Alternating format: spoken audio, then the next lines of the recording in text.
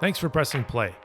You're listening to the Brody Windsor Group on Real Estate, the podcast for homeowners seeking guidance and support on everything related to owning a home. This includes much more than just buying or selling. We've got you covered for everything from mortgages and financing to home maintenance tips, renovation and design advice, and of course, the latest insights and analysis on what's happening in our local communities. So in today's episode, my guest is Anthony Wu from Climatisation ACG, which I think stands for the AC guys in English. And he's got a company here in the West Island that has been making a big impact in the community. Over 160 five-star reviews and counting. So we're going to get into a lot of great information, valuable stuff about the importance of your home's, HVAC system, ventilation and cooling, and how that can significantly improve the comfort of your home. You'll also get some great tips on things you can do yourself that can, they can get your system back up and running and sometimes save you a lot of unnecessary service calls. And Anthony also has some great advice on, what to look for if you need to purchase a new furnace or heat pump. And also he's going to give us some tips on which government grants and loans are available to help you finance that purchase. So welcome, Anthony. It's great to have you. Thank you, Scott. Thanks for having me here. And I'm looking forward to sharing my knowledge and experience with your homeowners. Fantastic. It's great to have you. I think that's one of the reasons we started this podcast, is to have great conversations with awesome people like you that we've met through our journey in helping homeowners not only buy and sell, but also to help them maintain and understand their homes better. And obviously HVAC is a big component of that. We see it all the time, and I'm really looking forward to it. Now, I've got a ton of questions for you today, but before we get into it, I wanted to just start by asking you about your business philosophy and how you got started, because I know you started off as a tech. You were working for a company, and now you've decided to go off and start your own company, and it's relatively new, a couple of years now, I think. And I just want to get it. I know that you do things quite differently than any other HVAC company or contractor, for that matter, that I've experienced and worked with in the past. So I want to get your thoughts on how you started and what's your philosophy. Absolutely. I've been in the industry for 16 years, worked for smaller outfits in the past. As I was growing up, I knew meeting people was something I really enjoyed. I grew up in the restaurant business where I had a lot of interaction with clients face to face. I was from busboy to waiter, really got the social skills and learned to deal with a lot of different clients and just learned to adapt to different scenarios. And I kind of carried that over to my service side as a technician. I knew how to approach my clients. I knew how to understand. I knew how to read clients. If I saw that they were not understanding my technical mumbo jumbo, I would have to kind of tone it down and make it into more layman's term, giving examples of how things are working compared to something that they would understand. And those were the feedbacks that I got back a lot from clients, like, oh yeah, the last tech never explained that to me, or said a bunch of stuff I didn't understand.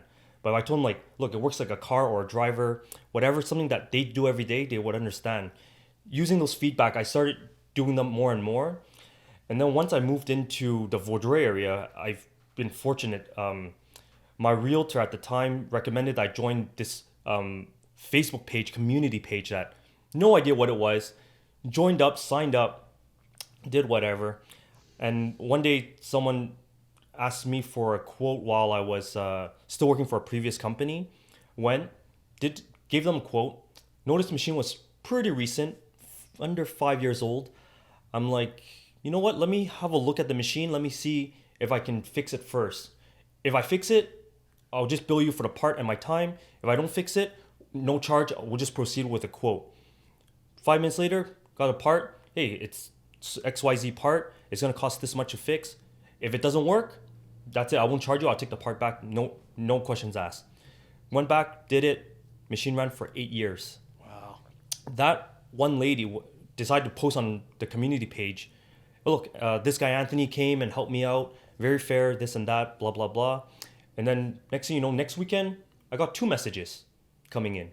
And then kind of started doing this on the side, so it was really strictly to help the community, making sure that they were not getting taken by advantage by other contractors. And that's where I really learned that there are good guys out there, there are bad guys out there, like any industry. And my goal was to try to make a difference in the industry, at least for the community where I'm living, my neighbors, friends, families. It's really disheartening to see homeowners getting taken advantage of just because of the bottom line.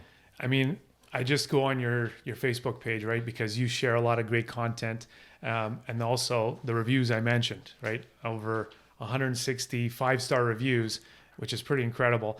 And I'm just pulling up one based on, the story you just mentioned.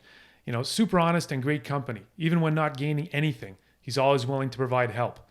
He did a super job servicing my heat pump last year, and this year my hose was blocked, and very few professionals would explain how I could fix the issue myself, and they just want to come and charge a service fee. Anthony let me know how to do it myself. So that's what you're talking about. Absolutely. And going back into philosophy of my business, when I started my business, I knew my craft very well as a technician, but I was not into the aspect of the business side. So I started getting into personal development, reading more business books. And something that really caught me, that something I did not realize I was doing, was I was out educating my competition. I didn't have to outsell, I didn't have to outperform, but I was able to out educate, which is something that was very unique to what I was doing. And when I go back and think about it, it's a lot of feedback that I got back that is exactly what I was doing. I was out educating my competition without realizing it. And now that it clicked when I read it, I'm like, that is what I've been doing. Sometimes, you do things, you're not sure if it was luck, was it timing, you just don't know what you're doing right. But when I read it from somebody else, it's like, oh, yeah, that's it. You're doing it intuitively. You were an HVAC advisor, not a salesperson. Yeah, exactly. I think that's what really helped me to my successes, because people could see that I was there to help and educate them rather than to be there to sell to them. And like going back to growing in a community in the Facebook side, there was always a fear with keyboard warriors. Nobody's perfect. I've made mistakes in the past, but how I handle it was very different from other people. And that's why I was able to retain my reputation as what it is. In terms of that, community was very important to me because I knew how I started, and those were my humble beginnings. It was because of the community. And that is also leads to another part of my philosophy, is giving back to the community wherever I can. So whenever I see fundraisers, I try to, offer something from our company to give back, because without my community, I wouldn't be where I am today.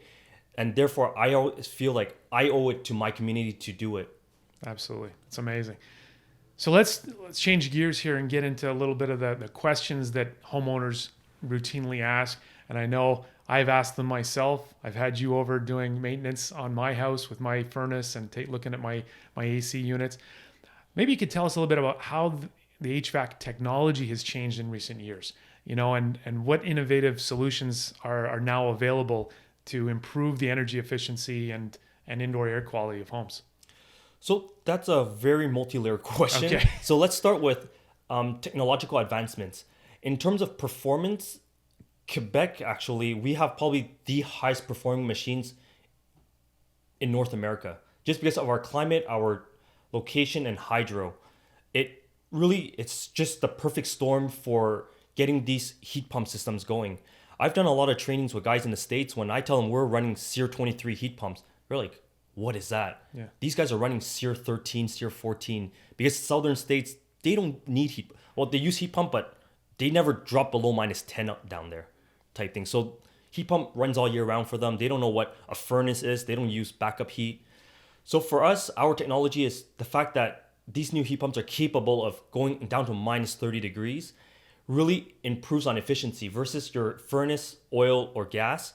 For example, an electric furnace would be average 15, 20 kilowatts an hour for every hour it's running, versus the heat pump consumes less than a kilowatt to heat the same amount of space down to -30 degrees. So if you do the math, -30 is probably majority 80% of our winter that you're going to be running your heat pump versus running that furnace. So what does that mean in terms of dollars and cents? That's exactly what it's going to be, savings. So kilowatt per hour, that's what you're paying Hydro-Quebec. So count if you burning 20 kilowatts every hour, you times that by what you pay, and that's every hour you save is money back in your pocket, basically. Got it. And that's what these new heat pumps are allowing our climate to be able to utilize. Fun thing about that is, we're now Renault Climat and the greener homes, they do have subsidies up to $5,000 for central units. Mini splits also up to $5,000, but that one's a bit more special. You're gonna have to get like one per floor, but call Renault Climat and they'll be able to guide you through that. And then what the federal government's been doing is offering the greener homes loan. So you're eligible. This includes the HVAC, insulation, windows, anything that will improve efficiency in your home. Yeah, like you were telling me in my house, my AC unit's very old. It's probably near the end of its life. They don't make the gas anymore, so it's probably gonna peter out. And at that point, it would be a good idea to replace the furnace for a high efficiency furnace and a high efficiency heat pump. Correct. And I'd be eligible for one of these government loans. Yeah, as long as you're doing the complete system, that's for a system that's eligible, you become eligible for that loan. And it's a 10-year interest-free loan that the federal government's offering. And it's up to $50,000, but you could use it towards your HVAC, your windows, whatever. But you have to get all your quotes together, follow procedures, and get it done. Got it. And is that something you can help guide your clients to find where to go for those? Absolutely, those we got a link set up that we save. So if anybody wants to reach out. We'll send you over the link. You give them a call, set up an appointment. They'll tell you exactly what you need. From our end, we can provide all the reference numbers of the machine, model numbers. We're fully certified, RBQ certified, so we are eligible to be we're eligible contractors to execute the job. Got it. They have to be an eligible contractor on the list. Correct. To be eligible. Okay. Yes, and that's very important to check. People can be, once again, it's just the world of scams nowadays. It's very important to check with your contractors, make sure they're RBQ certified, because that's one of the requirements from the Renault Climat and the greener homes. Make sure they're insured, and check the reputations of what these guys are. We get a bunch of guys we call fly-by-night guys that come in, do the job, and good luck finding them. Yeah, right. So how about let's talk about what's the average lifespan of these systems? I know there's difference between electric furnaces, oil furnaces, gas furnaces. Maybe you can tell us a little bit about that, and what could we expect our systems to last? That's a very good question. I tell my clients pre-90s, you could expect 15 to 30 years life expectancy. Everybody knows it. It's the truth. Nowadays, I would tell you 10 to 15 years. People are finding the cheapest way to make things. It's all about production now, and things are being built in volume. Very unfortunate, not very helpful to the environment, but it is what it is. So I would expect that when that 10-year, most of our machines come with 10-year warranty periods. When that warranty's up, pretty much that is what I would say. If you have any major repairs beyond the 10 years, it's pretty much time to change. For one, with technological advancements, everything is very proprietary and controlled by now electronic boards. Boards get outdated so fast nowadays. So year 8, that board may not even exist anymore. Where I've been in the industry long enough where I've seen things being outdated within the warranty period. What depending on the manufacturer, at least the guys I deal with, they will send a full replacement unit and be like, throw in this new unit for them. They'll pay for everything. It's cheaper to do a new unit than to replace the board. Because they can't make the boards anymore, outdated. They can't get it. So for them to reproduce that board could cost them more than just giving out the new unit. And it's crazy. You see this across the board. Things are being made to be replaced, not to be fixed. Exactly. It's very sad. And that's what it is. And you'll just ride out your 10-year warranty with that new machine. So at year 10, regardless, even though I put it year 8, at year 10, your warranty's up. And does it make a difference on what type of furnace, like electric versus oil? I know oil is being phased out. Yeah, so oil's being phased out. I'm not a licensed gas technician, so I won't be able to tell you that. But from the trainings I've had, gas are very reliable. It's just you have to do the maintenance on them. There's a danger aspect to it, so maintenance is a bit more important on the gas side, whereas an electric element, if it burns out, it burns out. There's safeties in there that it'll never catch on fire and burn your house down. You'll just not be hot, or you won't be warm. You'll notice temperatures dropping. Whereas gas, there's a bit more dangers to it. There's CO2, monoxide, all that other stuff that you have to really take into consideration. But in terms of lifespan, they all last pretty long if you take care of your system. So that brings up a great point, is preventative maintenance, and the importance of it. And I know we do this a lot with homeowners, is helping them understand how preventative maintenance can really prolong the life of the major components of their home: the roof, the electrical, the plumbing, HVAC, also one of those key components. Maybe you can tell us a little bit about what's involved in a proper preventative maintenance plan. How often should it be done? So once again, there's also different levels of understanding with preventive maintenance. A lot of people are under the assumption that, yes, you have to do it every year and done by professionals. I do not quite agree with it personally. I've done many jobs where there's really nothing to be done. It also depends, it's the level of education I have with my clients and how hands-on they are. For example, if you're a guy that it's very handy, you'll do what it takes to save the dollar, I'm happy with that. You call me when you feel like you need me to be there. But I recommend like every 3-4 years, at least have us come in, do a health check, and then get a deep cleaning done. A deep cleaning is not required every year. Okay. It's really every couple years. So the in-betweens, if you're handy, filters are very important. Regardless of mini split, furnace filters, air filters, super important. Reason why, this is where I have problem. A lot of clients, I tell them to change the filter, but if they don't understand the why, it comes in one ear, out the other ear. They just forget about it. And I'm going to tell you the why. So this way, maybe it'll stick in your head a little better. Why? When you have a blocked air filter, it's sucking up the warm air from your home and passes through what we call the coil inside, which is the evaporator. And its job is to evaporate the refrigerant. When there's no warm air coming back because your filter's all blocked, that coil will, gets dirty, get colder and colder and colder to the point where it freezes up, which I'm sure you hear a lot of, hey, my coil's frozen. Yeah. Well, why? Because first issue is usually your filter or it's lacking gas, but 90% of my spring service calls is because of the filters.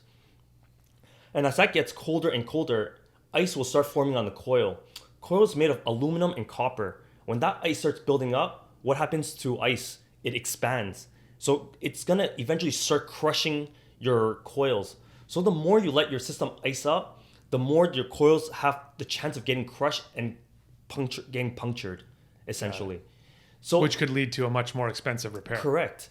And the other thing is, when the system is icing up, that evaporator coil is no longer evaporating the refrigerant and is sending the liquid refrigerant back into the compressor, which can also cause slugging in the compressor and cause compressor failure. So these are signs that a homeowner could be looking out for, to help them know that there may be a problem. By the time they recognize there's a problem, it's already too late. Okay. That's why we're on the preventive side. If they understand what can happen if they don't change a filter, a lot of people are like, why did I change a filter? I do get the odd case where some people get away with a filter that's been not changed for years because maybe their system has a lot of leakage and a lot of air passes around the filter type situation. So it's not being effective, but majority of the time, if you don't do your filters, those are the issues that you're going to have. Second preventive maintenance is keeping the outdoor machine clean. The outdoor machine, the coil on the fins, you'll notice mini splits. The heat pumps and air conditioners. Yeah. So some grills are obvious, they're big thin lines that you can see, but some are very encased. So you might have to look around, look diagonally, see what's in there. If there's a lot of dust, pollen, just take a hose, rinse it down, turn off the machine, rinse it down from top to bottom, 45 degrees. You want to push the dirt downwards and not inwards. Got it. If you could do those two maintenance yourself, there is not much need for a professional to come in unless you want just a peace of mind, a health check. So we will come in, we'll check temperature deltas, we'll check pressures for you, visual inspection, check for sounds. If we hear anything funny, it's more a peace of mind. It's not a requirement for us to come every year. So how often should a homeowner do these types of cleanings? Oh, correct. So filters is every 1 to 6 months. Filters are rated for up to 6 months, which clients are telling me. It says 6 months. It's not. It's up to 6 months. And you're going to have to determine this by learning your environment. Everybody lives in a different environment. How often you open your windows, how much pets you have, carpets, how clean are you? Are you in a construction area? All those factors, how have you had your ducts clean? So all those factors play a lifespan of your filter. If you're not sure, I tell every time I finish a job, I explain to homeowner, at 1 month, go in there, pull it out. If it looks white, throw it back in. At month 2, pull it out. If you start to see it changing colors to gray or you start seeing debris in there, now you know your frequency is 2 months. Whereas someone else's, if they are super clean, single bachelor, never home, don't use the system much, their filter could be up to 6 months. Okay. So there's a difference in what to watch out for in filter, but that's how you would gauge your specific household. Got it. And you mentioned, ducts. There's another, issue that a lot of people aren't aware of is how often should they be cleaning their ducts and how do they know that their ducts need cleaning in the first place? So same thing. Every household is different and every environment is different. But it's learning to recognize it. But when you start pulling your filter and you start seeing dust bunnies, like big chunks of dust in your filter rack, then that's at a point where you should call for duct cleaning, which we have a partner in the industry from Breathewell that does a good job, and we exclusively use him for our clients. Trusted, I've done work with him. I've worked with him to see the way he works before we started using him as our exclusive duct cleaning company. In terms of the outdoor machine, it's always recommended at season change. So spring, before you get into summer, rinse, just hose down your machine. And then in the fall, before you go into winter, because if you're using heat pump, if you're AC only, doesn't matter. You just do it in the spring because you're not using the machine. Right. But for anybody heat pump, you want to do in the winter change. There's always one more time between the spring and the summer is out in St. Lazare area, and at least where I am in the west. We get this crazy pollen storm late spring, early summer. So usually after that, I would rinse the machine again because your system just gets caked up again. Got it. Interesting. Now, how did you manage to get through the recent heat wave that we had experienced here this summer? Because that must have been extremely challenging for you. Because I know a lot of people will wait until the last minute. They won't do some of these preventative maintenance things. And then as soon as there's a heat wave and they turn on the AC first thing and there's a problem, and then there's emergency calls. I need my AC. How'd you get through that? Fortunately, I have a very solid team behind me. It's not just me. So I have a team that's willing to put in the time to do it. I have an amazing admin trying to keep track of everything, but it's just putting the hours. The other thing that we've done was we actually purchased a pallet of window air conditioners to help in the meantime. If, for example, if I showed up at a diagnostic and couldn't get the parts done, or if I called the supplier and they're like, yeah, that part is going to be 4 weeks wait. If there's certain stances where people with medical conditions, seniors, pregnant women, newborns, people that just cannot handle legitimately cannot handle the heat for health issues, we would I'll have my team deploy some of these window units to at least give them some comfort while waiting for our work. Same thing for installations, because I only have one installation team and these guys are booked 2, maybe 3 weeks out at a time. And I've seen where some situations people cannot wait that period of time. So we just went out to do what we can and went out to get window units to deploy them and what a great idea. I mean, I saw that on Facebook and I was just like, wow, there's another great example of, missionary versus mercenary. It's that Absolutely. Mindset you talk about. It's your point of view about, serving the community, and you wouldn't be in business without them. So you're really thinking of them first, and you're thinking outside the box, creative, innovative solutions because most companies would just be like, well, I can't be there for 2 weeks or 3 weeks. Sorry. And you've come up with a solution to that problem that has just made a huge difference in people's lives. Yeah. So another aspect is with technology, we've been able to I've been doing a lot of virtual troubleshooting. So between calls, I'm on call with other clients. So from my drive from point A to point B, I would take a client. If I read the summary that my assistant puts up, it's like, oh, it's a water leakage. These are clients that I believe that I can fix on the spot, or at least with a phone call. So I would call these clients in between point A and point B. For example, that review you read was one of those clients that from point A to point B, I gave her a call. She's like, Yep, give me a little description of what's happening. Oh, it's a furnace. You see this? Okay, do you see the drain line? Yes. Get a shop vac. Go clean it out. Suck it out. 90% of the time, it'll solve your issues. Let me know. Boom, hang up. Get to my next call. End of the day, I usually just follow up with these clients just to make sure everything looking good. What happened? They usually tell me everything's good. I no longer need to call. And so that's how I've been able to also cut back on calls and not having to show up to calls, what I call nuisance calls. I do not feel good going to a call and charging $200 just to vacuum your drain or to change a filter. So these are things I try to get my clients to do before I show up and see if I really do need to show up. And that leads to another part of my Facebook page where I try to give all this information to my clients to enable them to make these calls themselves before having to spend the money. Some people absolutely want zero to do. They're afraid to touch anything. I get it. We'll do it. But for anyone that, wants to try and learn something, there's always opportunity. And that's how I've been able to kind of mitigate some of my calls and, try to capitalize on. Like, we're not making money on those calls. Like I said, I wasn't charging. But it's more about building the community and empowering my clients. And building trust. Absolutely. That's what it's all about.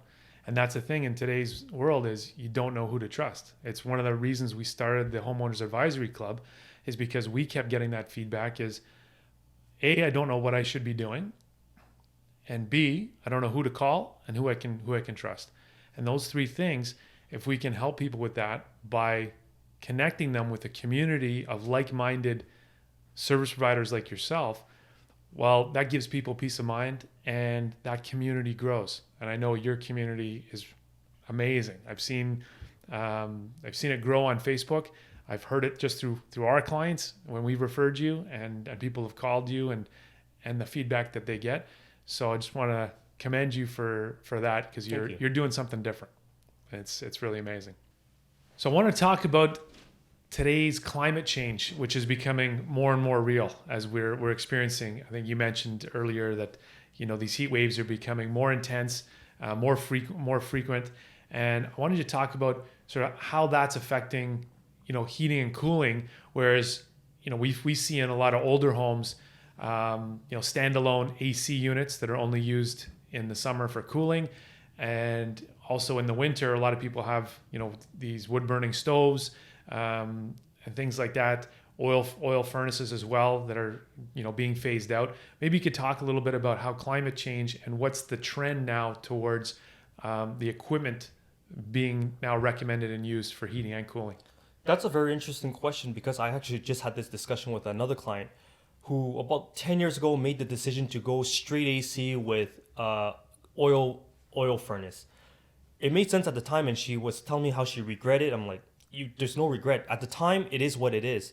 Technological advancements in the last couple years, like less than 5-6 years, is where the heat pump industry really jumped. When you went from AC to a traditional heat pump where it was only -10, even at -10, it was already losing 60% of its efficiency. So it wasn't really doing much, and that is why at the time, using that backup heat, you don't have a choice and you're not saving much. However, with the last couple of years of technological advancement, with heat pump technology getting down to -30 degrees, that is where you're going to see a bigger gap in savings. So now not only are you getting to -10 with 60% efficiency, you're getting down to -30 with 80% capacity on heat pump. Heat pump air is a bit more mild. It's not as intense, so it doesn't draw out your home as much. So that's another issue that a lot of people will experience with straight electrical baseboards, electrical heating, gas heating, oil heating. The heat is just so intense that it vaporizes all the humidity in the air. Heat pump air will take a bit longer to run, but it's a milder heat, which is more comfortable to Should run. you have a humidifier as well? Once again, environmental. Every house is different. Home envelopes, how you use your home. If you cook a lot, you have plants in the home, how many people are breathing, all that will affect humidity.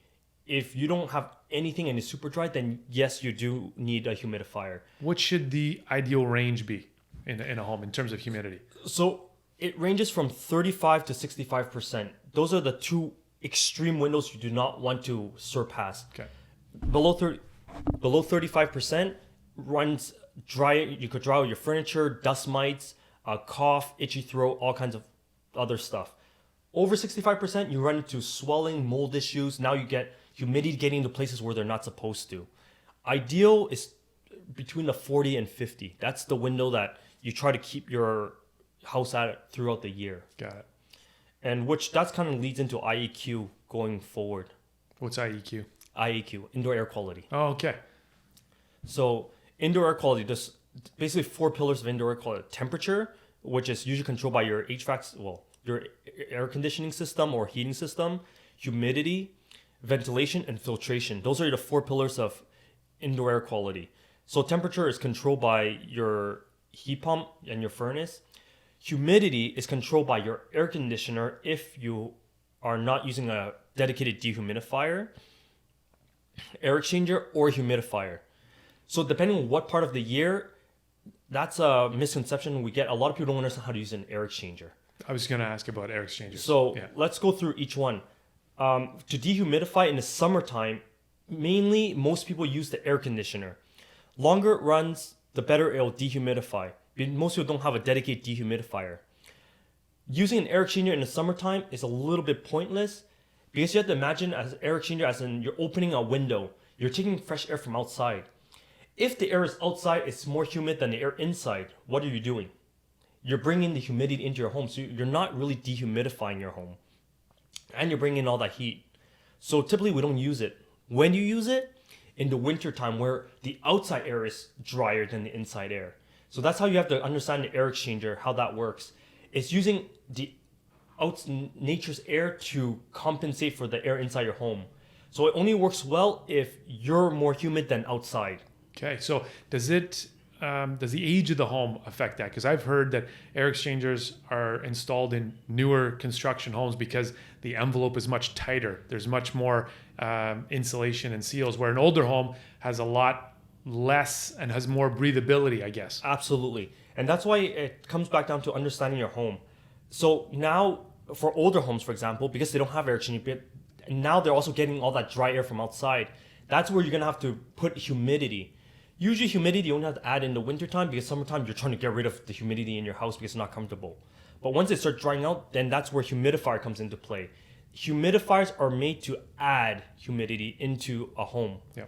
So, for example, older homes, because they lose so much or they're taking in so much dry air from outside, then they would need to have a humidifier, which now comes back to newer homes where the envelopes are so tight, they may not need a humidifier because it's already so much that they need that air exchanger because their humidity is not being exhausted any other way. Got it. And then filtration is filters and possibly air purifiers for filtration, just to collect particles in the air, just so that you're not breathing in crap. So we hear like HEPA filters and things like that. And what are the different? So HEPA filters is one of the highest graded filters. They're rated by MERV ratings. The lower the rating, the bigger the holes are in the filters, basically. The higher the rating, the smaller the holes are, the more they catch. So I guess that also depends on, again, personal susceptibility to, if you've got issues with exactly health issues, so lung issues. That is where it depends on how much money you're going to spend because of your conditions. If you're an average Joe where you're healthy and everything, a standard MERV 8 to MERV 10 filter, plenty enough. It'll protect the system, it'll protect you, but then we get the conditions where... Asthmatic. Exactly. Then you don't have a choice to go HEPA. HEPA does cost more, but they also have to be changed more often. So it does cost, but it's for a medical reason, it's justified. So an average person does not have justification to say they need a HEPA just because, unless they want to spend the money to have it. Got it. Are there any particular HVAC related myths or misconceptions that you'd like to debunk that you hear a lot? Absolutely. Refilling Freon. That is one that it's been around forever. That's why everyone first thing call me is like, I need my Freon refilled. Why? Oh, just because it's not cooling. But because everyone's gone into a mentality where they think it's like a vehicle where they use rubber hoses and Freon does leak through the hoses over the age.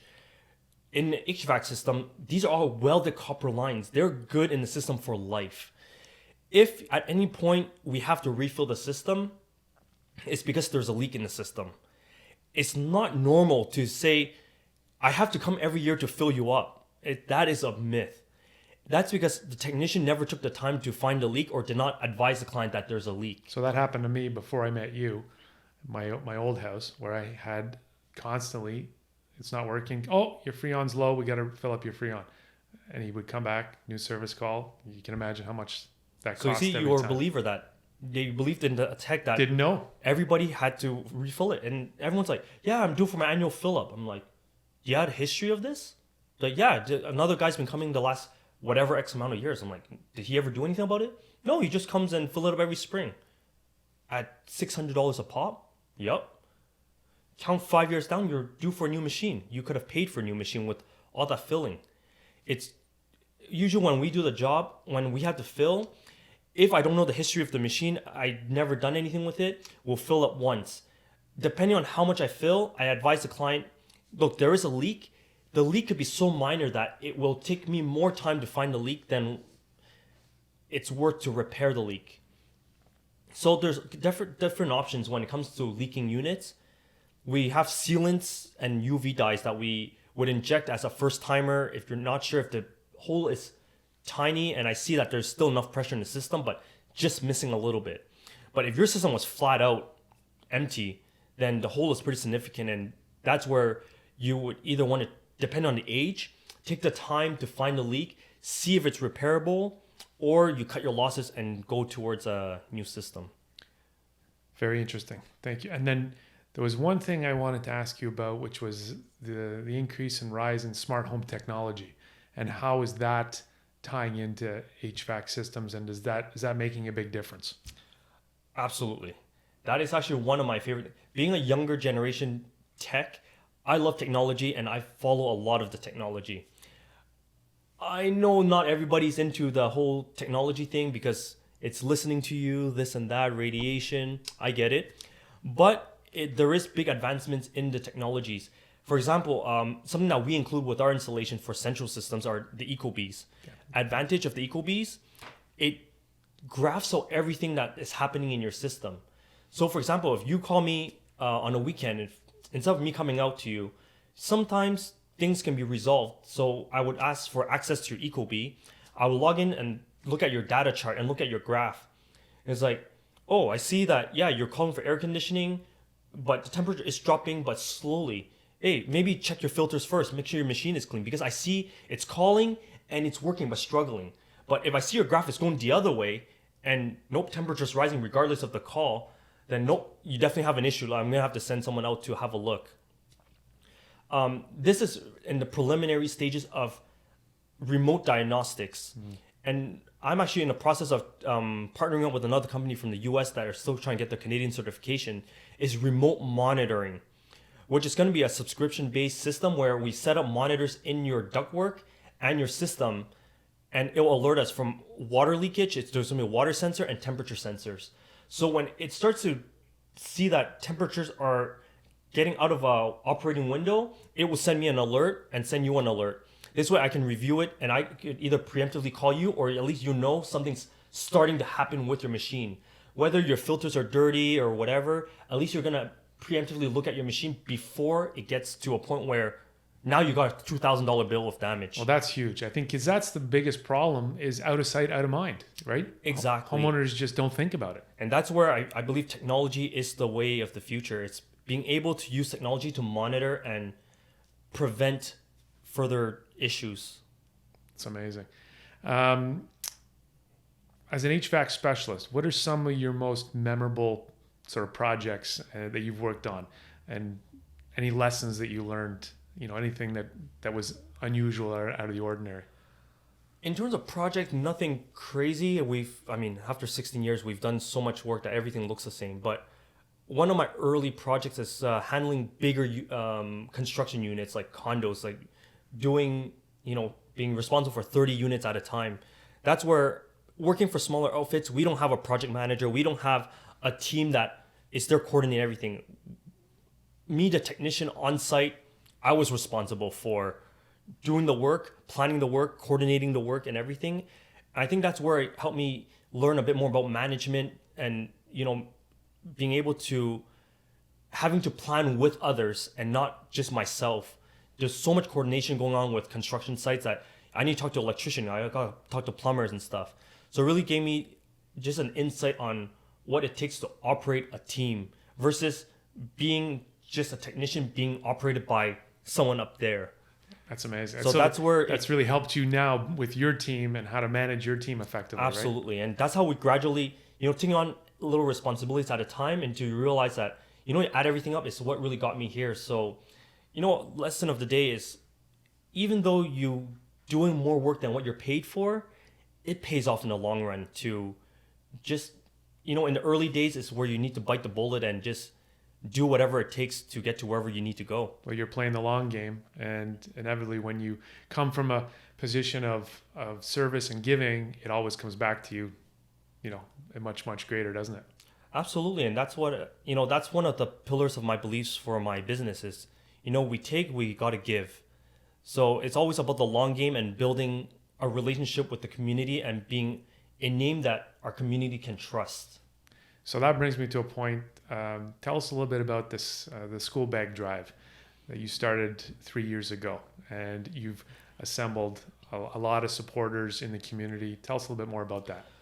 So that is an interesting one. My sister's a social butterfly. She does all kinds of stuff, and she met a lady from an organization who helps immigrant families or low-income families that just cannot afford to have the supplies for school. And this started off as it's a little project that my family or my immediate family, my sister, my mom, my dad, my brother, we did it together. It's just, collect our old stuff. When I was buying stuff for my kids, bought an extra pencil case, whatever, gave them, we started 3 years ago was like 5 school bags type thing, and then they were like, when we went to deliver it, we saw how happy the organization was for 5 bags. That made 5 kids be able to go to school and be happy. So the second year, we did it again. We did something like 10 bags or whatever. No big deal. Then as we grew, I started my own business. My sister is doing well in her financial business.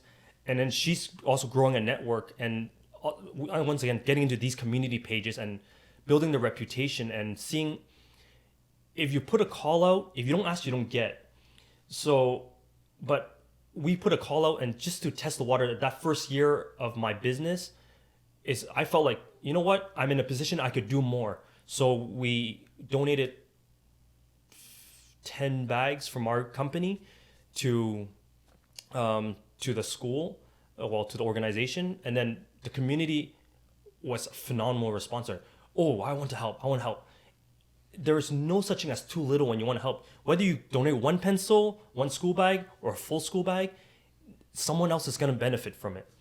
And then just since then, it just snowballed. Mm-hmm. And since last year was my first year doing it with my company and not personally, I saw success of what my company's reputation was able to bring from the community.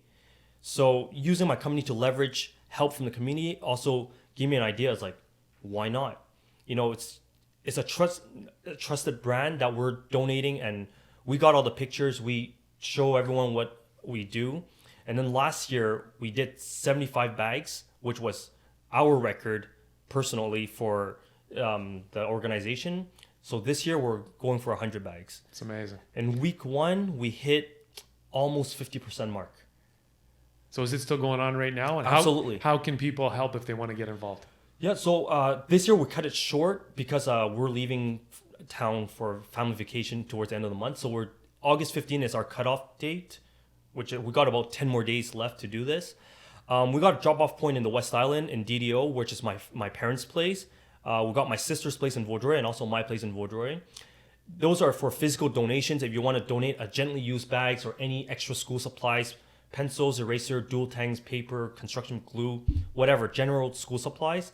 And then we also accept monetary donations. The equivalent is, we're averaging about $50 a bag. So for $50, you pretty much sponsor 1 kid, and my mom will go and go fill up a bag, and that's it. That's awesome. So it's fun also meeting contractors, for example. Those were actually, it's because of my local contractors that I got so much support from them that it allowed us to get to that 75 bag last year. This year, we're on pace to hit our target of 100, if not surpass it. That's amazing. See how it's amazing how the community rallies together when there's a great cause and there's great people leading like you. I mean, we've seen it with the women's shelter that the Royal LePage supports, and I think that's a key, like you said, being a pillar in your own community and helping people in that local community. It's really something special. So congratulations to you on all that accomplishment. So thanks again for being here, and let us know, how can we find you how can we find your Climatisation ACG, and where can people go if they want to help with the school bag drive? So for my company, the best way is Facebook. That's where I grew my business, and that's where I have my admin checking all my messages. So it's Climatisation ACG on Facebook. You could also Google our company. Phone number is 514-883-1972. That goes to our company. You text us. Any one of those ways is good enough to reach us. For donations, you could just reach out to our company page, give me a call, send us a text message, and we can arrange pickup. If you cannot deliver, I'll send someone to go collect for you, and that's it. Or e-transfers for monetary donations, we'll send you an email. Awesome. Fantastic. I love talking to you, Anthony. I learn something new every time. It's inspiring. I love hearing your story, and continued success and best of luck. Thanks a lot, Scott. Take care. Take care.